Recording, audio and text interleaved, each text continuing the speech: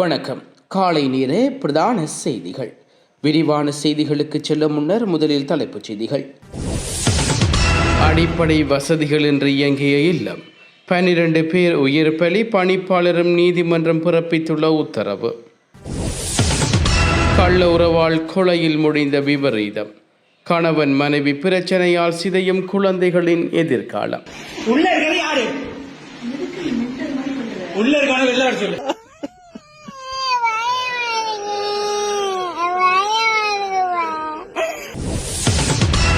நாட்டை சூட உள்ள கடற்பகுதிகளுக்கு மஞ்சள் நிற சிவப்பு எச்சரிக்கை.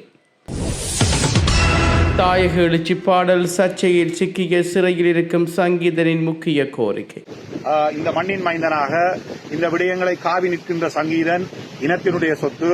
நாங்கள் அவரை காவல் செய்து அவருடைய விடுதலை சம்பந்தமாக போராட வேண்டியவர்களாக இருக்கிறோம். அரச வங்கி ஏடிஎம் இயந்திரத்துக்கு கொண்டு வரப்பட்ட கோடிக்கணக்கான பணம் கொள்ளை, வெளியான தகவல்.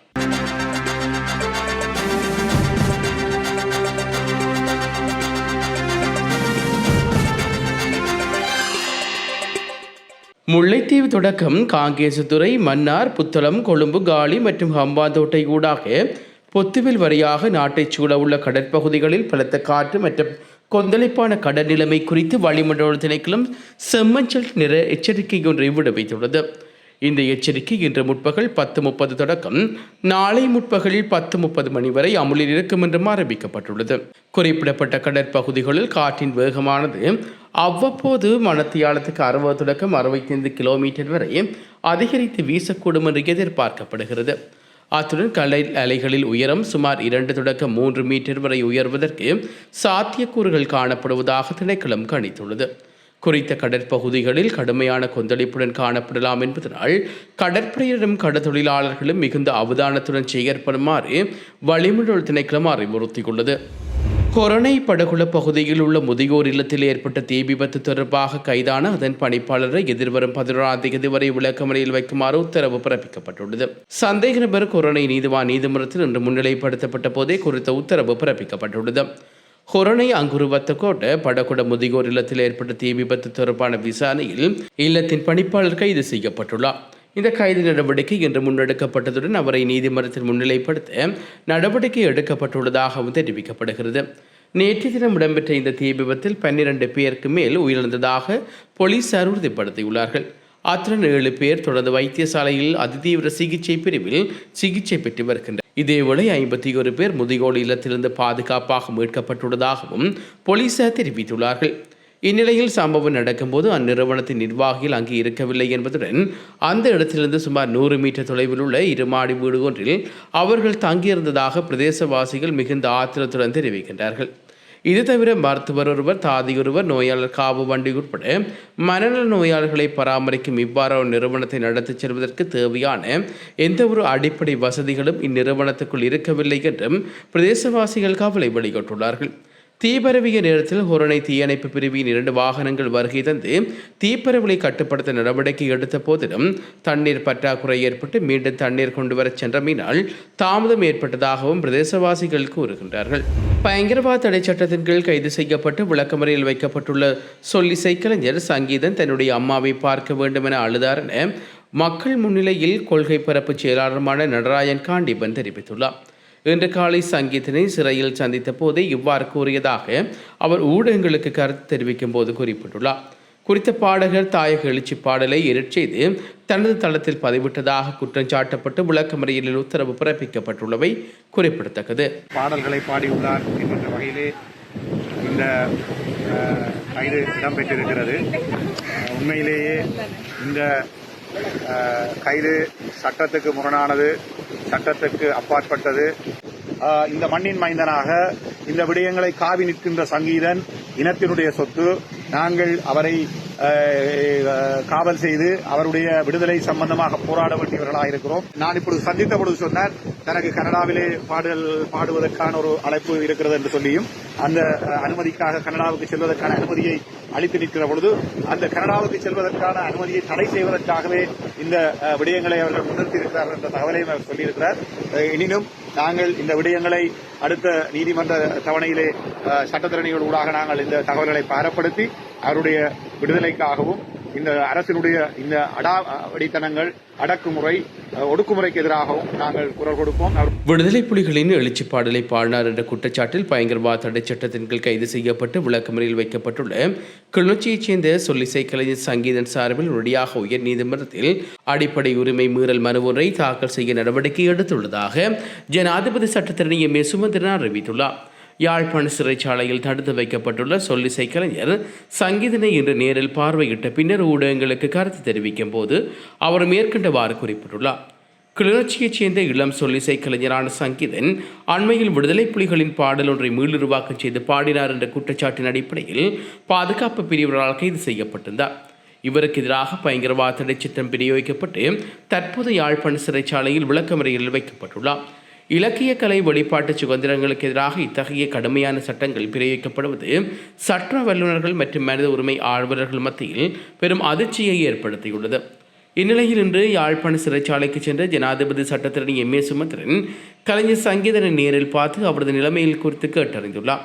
அத்துடன் இந்த கைது நடவடிக்கை ஒருவருடைய அடிப்படை வெளிப்பாட்டு சுதந்திரத்தை மீறும் செயல் என்பதை சுட்டிக்காட்டிய சுமந்திரன் இதற்கு எதிராக மிக விரைவில் உயர் நீதிமன்றத்தில் அடிப்படை உரிமை மீறல் மனு ஒன்றை தாக்கல் செய்ய உள்ளதாகவும் ஊடகங்களிடம் திட்டவட்டமாக தெரிவித்துள்ளார். அம்பலாந்தோட்ட மாடமல மொகுதொடுவாய பகுதியில் நபரொருவரின் தலையை துண்டித்து சிலை ஒன்றில் தொங்கவிட்ட கொரூர சம்பவத்துடன் தொடர்புடைய பிரதான சந்தேக நபர் கைது செய்யப்பட்டுள்ளார். சம்பவத்துடன் தொடர்புடைய பிரதான சந்தேக நபர்கள் மூவரையும் கொலை செய்யப்பட்ட நபரின் மனைவியின் மகளும் நீதிமன்ற அடையாள அனுபவத்தில் துல்லியமாக அடையாளம் காணிக்கிறார்கள். இந்த 3 சந்தேக நபர்களும் ஹம்பாந்தோட்ட பிரதான நீதிவான் நெலும்தெனிய முன்னிலையில் வியாழக்கிழமை அடையாள அனுபவப்புக்கு உட்படுத்தப்பட்ட போதே சாட்சியாளர்களான மனைவியும் மகளும் அடையாளம் காட்டியுள்ளார்கள். அடையாள அணிவகுப்பு நிறைவடைந்ததைத் தொடர்ந்து கொலை செய்த 3 பிரதான சந்தேக நபர்களும் மற்றும் அதற்கு உடந்தையாக இருந்த 4வது சந்தேக நபர் உட்பட கைதான 4 பேரையும் எதிர்வரும் ஜூன் மாதம் 18ஆம் தேதி வரை தொடர்ந்து விளக்கமறியலில் வைக்குமாறு ஹம்பாந்தோட்ட பிரதான நீதிவான் நெலும்தெனிய உத்தரவு பிறப்பித்துள்ளார். கொரோனையில் உள்ள அரசு வங்கியில் நடந்த துணிச்சலான பணக்கொள்கை தொடர்பாக 3 போலீஸ் குழுக்கள் விசாரணையை தொடங்கியுள்ளது. போலீஸ் தகவலின்படி அந்த நேரத்தில் கால்நடையாக சம்பவ இடத்துக்கு வந்த சந்தேக நபர் பணம் இருந்த 2 பைகளையும் பறித்துக் கொண்டு அந்த இடத்தை விட்டு தப்பிச் சென்றுள்ளமை கண்டறியப்பட்டுள்ளது.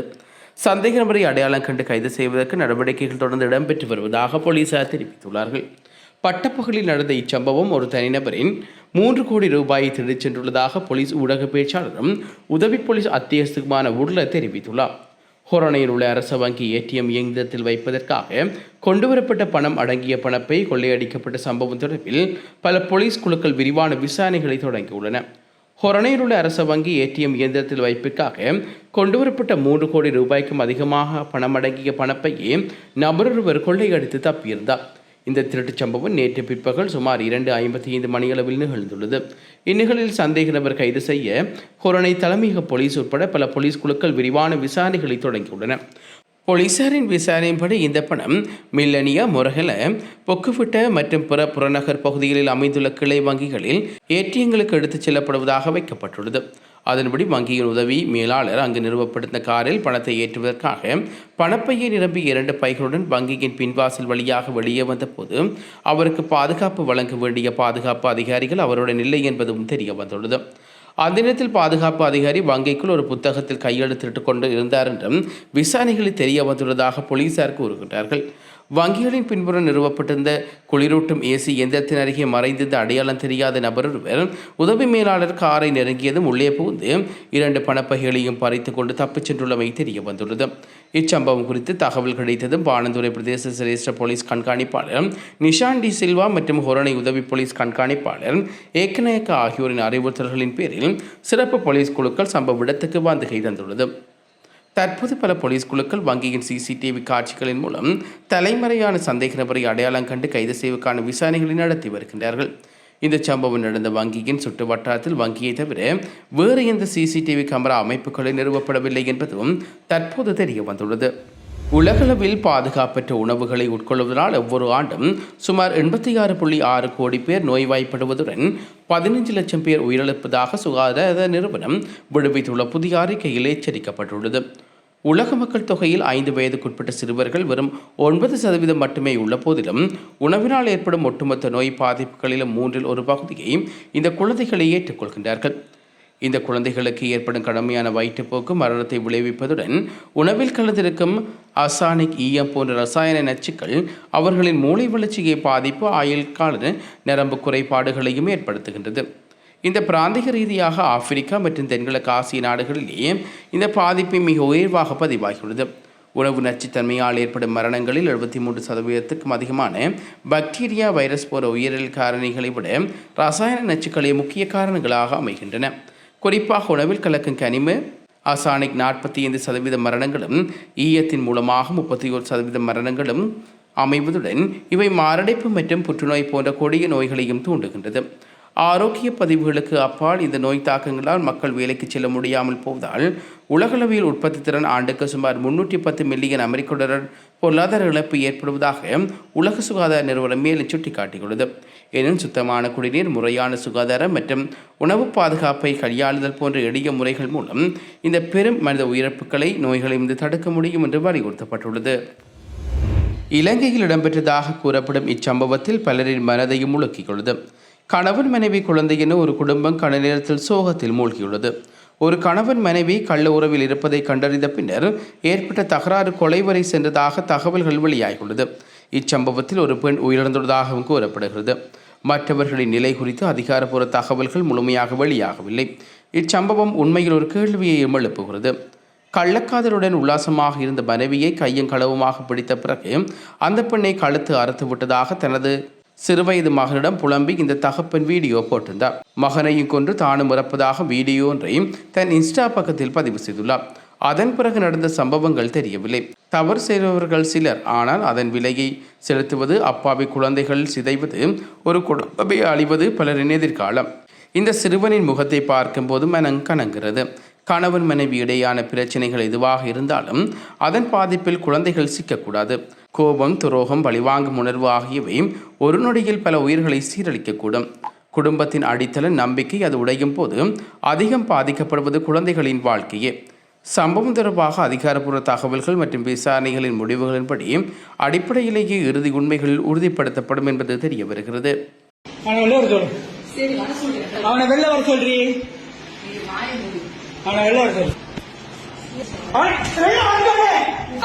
இது என்ன ட்ரெஸ்?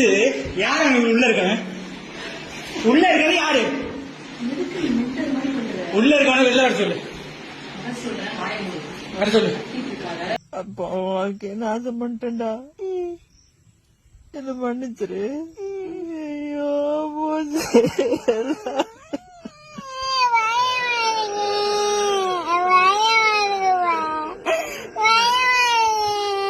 இன்னைக்கு என் குடும்பமே அழிஞ்சு போச்சு. என் பிள்ளைய கூட சேர்ந்து சாக போறான். என் பொண்ணாடியை கிழிச்சு போட்டு வந்துட்டேன். புத்தளம் அனுராதபுரம் வீதியில் 27ஆம் கட்டை பகுதியில் இடம்பெற்ற விபத்தில் தாயும் மகளும் உயிரிழந்துள்ளதாக ராஜாங்கனை போலீசார் தெரிவித்துள்ளனர். 2 பிள்ளைகளின் தாயான 52 வயதுடைய சமுத்ரா அல் விஹாரகே மற்றும் அவரது மூத்த மகளான 32 வயதுடைய சஜானி மஹஷிகா ஆகிய இருவருமே உயிரிழந்துள்ளார்கள். உயிரிழந்த தாய் அரசு சார்பற்ற நிறுவனம் ஒன்றில் நிர்வாக அதிகாரியாக பணிபுரிந்து வந்தவர் என்பதும் மகள் ஒரு பிள்ளையின் தாய் எனவும் தெரிவிக்கப்படுகிறது. உயிரிழந்த தாயும் மகளும் மோட்டார் சைக்கிளில் பயணித்துக் கொண்டிருந்த போது எதிரே வந்த முச்சக்கர வண்டி மோட்டார் சைக்கிளுடன் பலமாக மோதியதில் இந்த விபத்து சம்பவித்துள்ளது. விபத்தின் பின்னர் படுகாயமடைந்த இருவரும் உடனடியாக அனுராதபுரம் போதனா மருத்துவமனைக்கு கொண்டு செல்லப்பட்டுள்ளார்கள். இருப்பினும் மருத்துவமனையை கொண்டு செல்லும் வழியிலேயே மகள் சரோஜினி உயிரிழந்துள்ளார். படுகாயமடைந்த தாயார் அதிதீவிர சிகிச்சை பிரிவில் அனுமதிக்கப்பட்டு உயிருக்கு போராடி கொண்டிருந்த போது சமுத்ரா வியாழக்கிழமை அதிகாலை சிகிச்சை பலனின்றி உயிரிழந்துள்ளார். யாழில் உணவு இயந்திரத்துடன் 6 பேர் கடற்படையினரால் கைது செய்யப்பட்டுள்ளார்கள். இந்த கைது நடவடிக்கை இன்று இடம்பெற்றுள்ளதாக தெரிவிக்கப்படுகிறது. யாழ்ப்பாணம் வடமராட்சி கிழக்கு கட்டைக்காட்டு பகுதியில் சட்டவிரோதமான முறையில் உளவு இயந்திரம் பாவித்து கரைவழி தொழில் செய்த 6 கடற்தொழிலாளர்களே இவ்வாறு கைது செய்யப்பட்டுள்ளார்கள். யாழ்ப்பாணம் வடமராட்சி கிழக்கு கடற்கரை பகுதியில் தொடர்ச்சியாக சட்டவிரோத மீன்பிடி நடவடிக்கைகள் இடம்பெற்று வருவதாக முறைப்பாடுகள் கிடைக்கப்பெற்று வந்துள்ளது. அதன் அடிப்படையில் வெற்றிலைக்கணி கடற்படை மேற்கொண்ட விசேட நடவடிக்கையில் கட்டைக்காட்டு பகுதியில் சட்டவிரோதமான முறையில் உளவு இயந்திரத்தை பாவித்து கரைவழி தொழிலை செய்த 6 கடற்தொழிலாளர்கள் இன்று உளவு இயந்திரங்களுடன் கைது செய்யப்பட்டுள்ளார்கள். கைது செய்யப்பட்ட உளவு இயந்திரங்கள் மற்றும் ஏனைய மீன்பிடி உபகரணங்களுடன் நீதிமன்ற நடவடிக்கைகளுக்காக யாழ் நீரியல் வள திணைக்கள அதிகாரியிடம் ஒப்படைக்க உள்ளதாகவும் தெரிவிக்கப்படுகிறது. இத்துடன் இன்றைய பிரதான செய்திகள் நிறைவுக்கு வருகிறது. தொடர்ந்து நாளை காலை பிரதான செய்திகளோடு இணைந்து கொள்வோம். நன்றி. இதுபோன்ற செய்திகளை தெரிந்து கொள்ள யாழ் டிவி நியூஸ் சேனலை சப்ஸ்கிரைப் செய்து அருகே இருக்கிற பெல் பட்டனையும் கிளிக் செய்து கொள்ளுங்க. மேலும் இதுபோன்ற செய்திகளை உடனுக்குடன் தெரிந்து கொள்ள யாழ்டிவி.com எனும் இணையதளத்தின் வாயிலாக எங்களோடு இணைந்து கொள்ளுங்கள்.